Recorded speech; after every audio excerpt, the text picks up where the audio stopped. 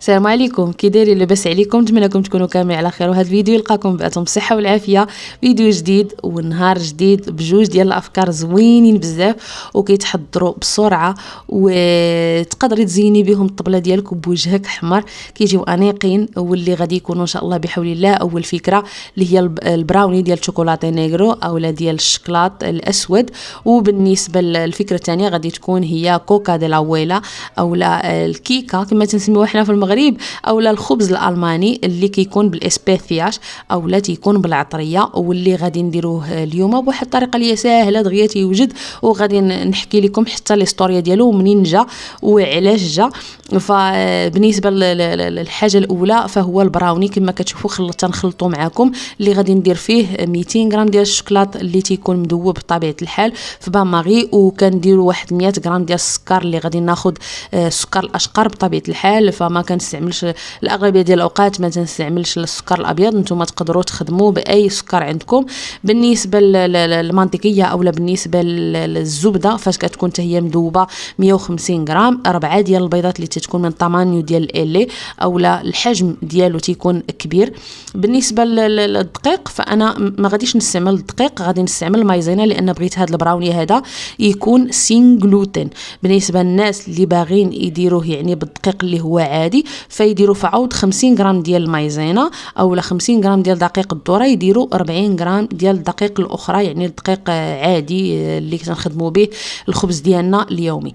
بالنسبه لهذا البراوني هذا فكيجي معلك ويا سلام فكنقولها وكنغنيها معكم لانه فعلا كيتسحق بانه يتجرب، لانه واحد البراوني اللي كيوجد في دقائق ما كتفوتيش معاه 5 ديال الدقائق. الا كانوا عندك كاع المكونات قدامك فما كتفوتيش في التخليطه ديالو 5 ديال الدقائق. بالنسبه يعني لهذا التمر اللي شفتوا معايا فهو كيبقى اختياري. بالنسبه لهذا البراوني هذا فهو اللي كندير في خدمتي، كنديرو بلا تمر بلا حتى شي حاجه، يعني كندير فيه غير الكركاع وتندير هذا الخليط اللي شفتوا معايا. انا اليوم في الدار ففضلت انني ندير لكم شويه ديال التمر لانه كيجي مالوشو اكثر اولا كيجي معلك اكثر، فحاولوا انكم تجربوه بالتمر لانكم ما غاديش تندموا. بالنسبه للشوكولاتي فتقدروا تخدموه كما قلت لكم يا اما بالشوكولاته نيغرو اولا بالشوكولاته بلانكو يعني الشوكولاط الابيض.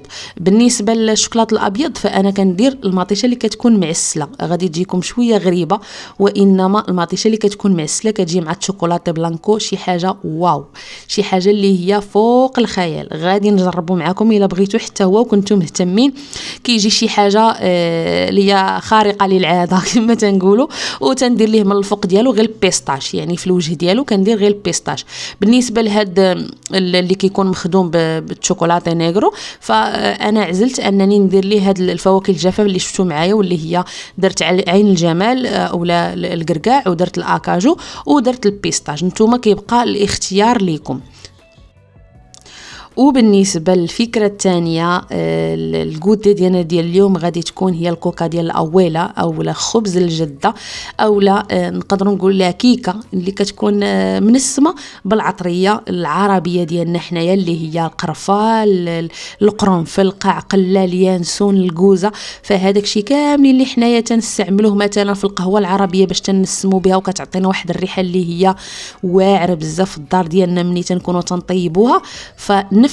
نفس الريحه هي ديك الرويحه كتكون دولثه او حلوه ملي كتكوني تطيبي هاد الكوكا هادي اولا الكيكه كما تنسميوها حنايا. بالنسبه لهاد الكوكا هادي ديال الاويلا اولا خبز الجده فهي الاصل ديالها الماني، كانت بدات كتشاف اولا بدات تتعرف من عام 1820 واللي كانوا صنعوها الراهبات اللي كانوا تيكونوا مقيمين. يعني احنا كنعرفوا بان الراهبات كيكونوا في الكنائس، فشحال هادي كان هادو من الحلويات اللي كانوا تعطاو مثلا في الاعياد المسيحيه ديالهم همايا، يعني مثلا في اخر السنه بحال ديسمبر بحال مثلا الاعياد ديالهم همايا المسيحيه كما قلت لكم. بالنسبه لهذا النوع ديال الخبز شحال هذه كانوا تيديروا فيه غير الزنجبيل اولا السكينجبير، فبقات هذا الريسيطه هذه غدا وتتطور ولاو زادوا فيها هاد السبيسياس هادو كاملين اللي تتشوفوا معايا اليوم، واللي منها كلشي هذاك الشيء اللي ذكرت معكم من غير اليانسون. فانتم تقدروا تزيدوا فيها اليانسون، انا ما توفرش عندي اليوم اي حاجه كتخدموها بالنسبه للقهوه العربيه نفس المقادير ديالها ديال سبيسياس اللي كاينه في هاد الكيكه هذه اولا هاد الكوكا كما تيسميوها الاسبان. فبالنسبه العطريه ديالي انا فضلت انني ناخذ داكشي كله اللي ذكرت معاكم وغنزيد عليه شويه ديال الابزار.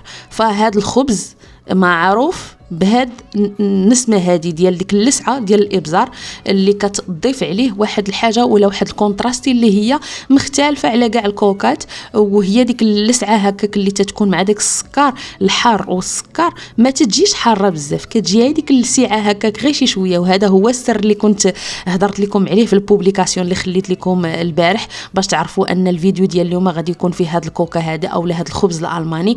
فديك اللسعه ديال الابزار كتجي روعه. حاولوا انكم تجربوه ما غاديش تندموا. بالنسبه للمقادير فانا غادي نقول لكم، وبطبيعه الحال غادي نخلي لكم المقادير في الديسكريبشن مكتوبه، لا ديال البراوني ولا ديال هذا الخبز هذا الالماني. فبالنسبه كما قلت لكم المقادير فهي 4 ديال البيضات، 150 مليلتر ديال الزيت، 200 غرام ديال السكر، 250 غرام ديال الدقيق. تقدروا تخدموا باي دقيق عندكم نتوما، يعني ديال الشوفان ديال العادي بحال اللي خدمت انا اليوم. اي دقيق بغيتو تخدموه تقدروا تخدموه. بغيتو ديروا مايزينا بحال البراوني راه ما تتصدقش، يعني انا جربتها. ما تحاولوش انكم تبتكروا بزاف، ضروري خصها الدقيق يعني اللي تيعطيها الفويرطه واللي كيعطيها الكويربو اولا الجسم ديالها. بالنسبه للياغورت فانا خدمت 200 غرام، وبالنسبه للخميره الكيماويه فانا خدمت 10 غرام. فشحال هادي مني كانوا يلا خرجوا هذا الخبز هذا اولا هاد الكيكه هذه ما كانوش تيستعملوا فيه الخميره الكيماويه، كانوا تيخلطوا هذا الخليط هذا وكما قلت لكم غير بسكينجبير وتيبيتوه ولا غد عاد كيتخبز. فما نقولش لكم على الريحه اللي كتعطي هاد الكوكا هذه في الدار ملي كتكونوا كطيبوها، شي حاجه هائله وروعه. كنتمنى انكم تجربوها. فالقوام ديالها كيجي بهذه الطريقه هذه كما كتشوفوا. انا عزلت هذا المولدي هذا، فلا بغيتوها تكون كبر انا بغيتها تكون هكا على شكل عالي، بغيتوها تكون كبر وتكون محذوره فتقدروا تعزلوا يعني مولدي واحد اخر. وعلى فكره بالنسبه لهذا الخبز الالماني او لهذا الكوكا ديال العويله تتبريزنتا نورمالمنتي مع شويه ديال العسل اللي تيكون سخون، يعني تيسخنوا هذاك العسل شي شويه كيدفيوه وتيقطعوا داك الطروسو ديالهم وتيحطوه تيغمسوه، يعني بحال كان ديك التغميسه حنا اللي تنديروا مع البغرير واه نفسها، يعني راه تيكثروا فيه العسل وتيغمسوا فيه ديك الطرف وكتكل بحال هكا يعني فازقه بديك العسل كيجي روعه. انا في الخدمه ديالي ما تنديروش بهذه الطريقه ديال العسل، يعني كاين الناس اللي ما تيبغوش الحلاوه بزاف فكناخذ القشده الطريه وكنسخنها مع شويه ديال العسل، يعني كندير فيه غير كنحلي ديك القشده الطريه كندفيها وكنحليها كما قلت لكم بالعسل، وكندير فيها جليفات ديال الحامض وديال الليمون، وكندير عويد ديال القرفه وشويه ديال السكينجبير هكا اللي كيكون طري كيضيف عليها واحد المذاق اللي هو روعه. وكنقطع داك الطرف ديالي ديال الكوكا وتنغمسو في هذيك القشده الطريه، فكيجي واحد الكونتراستي اللي هو هائل بزاف. حاولوا حتى هو تجربوه. اما بالنسبه لك الخطيط اللي شفتوني دوزتو فيه من الوسط ما بقى ليش الوقت بانني نشرح معاكم، فكتعجبني ان الكوكا او اي كيكه عندي كندوز فيها داك هكا داك الخطيط من الوسط باش كتجيني مفرقعه، يعني كتجيني مقسومه من الداخل من الوسط ديالها. كيعجبني انا الكوكا تجيب هذاك الشكل. ما بغيتوش دوزو في هذاك الشريط بحال هكاك ما تدوزوش، يعني كتجيكم هكا مبوطه كما تنقولوا. انا ما تتعجبنيش تجي مبوطه، كاين شي انواع اللي كيجي فيهم ديك التبويطه زوينه، وانما هذا النوع ديال الخبز اولا ديال الكوكاس اللي كيكونوا مصايبين بهاد المكونات هادو كيعجبوني يجيوني بحال اللي مقسومين من الداخل. التعليكه ديال البراوني كما كتشوفوها كتجي هائله، يعني راه هادر على راسو ما كاين ما نشكر. راه تبارك الله وصل عم بيشوفوا كيفاش كيجي، تبارك الله عليا، الله يحفظني والله ينجيني، تبارك الله وعلى يدياتي واش كيخرجوا. فحاولوا انكم تجربوه ان شاء الله في بيوتكم وتعطوني رايكم لانكم ما غاديش تندموا. اما بالنسبه للكوكا فكما شفتوا الوجه ديالها انا درت فيها هكا يعني داك اللوز هكا ايفيل اللي تيكون شرائح من الفوق. لما بغيتوش نتوما ديروه ما ديروش، وكنرش عليها شويه ديال السكر الثقيل من الفوق. المهم كيبقى تزيين اختياري، انا فضلت التزيين نديرو بحال هكا. وحاجه اخرى بالنسبه للطريقه اللي قلت لكم ديال القشده الطريه، فضروري القشده الطريه خصها تكون دافيه، يعني ملي تنبغيو نبريزنطيوه للضيف ديالنا او للكليان ديالنا كما تندير انا في في خدمه كندف فيه شي شويه ديك القشده الطريه فكتجي هائله.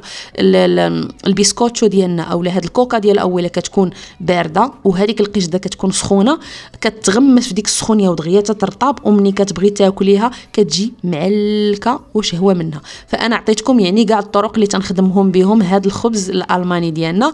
غادي نوريكم التقطيعه ديالها كيفاش كتجي. فضفت حتى شويه ديال الورد هكا اللي كيتماشى حتى هو مع القرفه وكيتماشى مع هادشي العربي ديالنا هو اللي زينت به الوجه ديالها. وهذا مكان كتجي كيما شفتوا التكستوره ديالها ما كتجيش يعني مفشفشه كتجي معلكه من الداخل. فهي كما كنقول لكم هضره حتى هي على راسها.